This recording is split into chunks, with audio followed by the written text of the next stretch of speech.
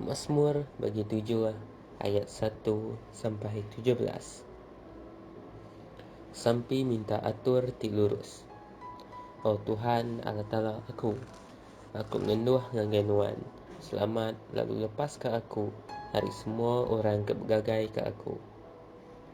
Ngai kesidak nyariak ke aku bekas singa. Nariat aku lalu nadai orang lepas ke aku. Oh Tuhan Allah Ta'ala aku, entik aku udang ngerja tok. Entik jari aku udang ngerja penyalah. Entik aku dan malas pangan aku ngenak penyai. Tau kencuri utai ari munsuh aku ngau nadai ke buah. Awak ke munsuh aku bergagai ke aku, lalu uliah nitiah ke aku.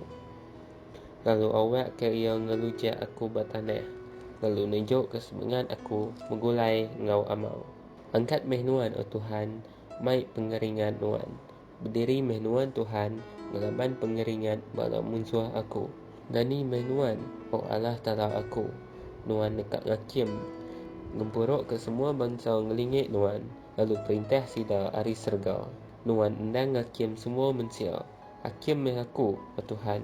Nitiah ke pengelurus aku, nitiah ke pemetul hati aku.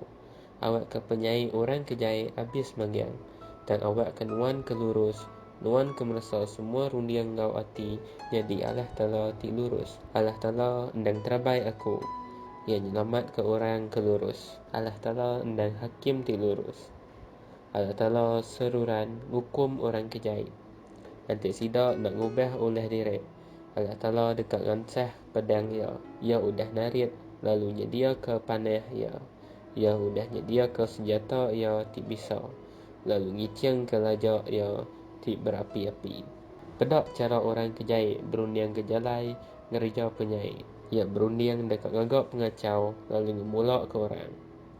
Ia numbak lubang kebuang. Lalu ia empu labuh ngagai lubang kebuangnya. Penyai ia empu ningyang palak ia empu. Lalu pemangih ia empu ningyang pucuk palak ia empu. Aku dekat merek terima kasih ngagai Tuhan ketegal pengelurus ia. Lalu aku dekat lagu muji nama Tuhan di pemaduk tinggi. Penghabis baca Mazmur 7.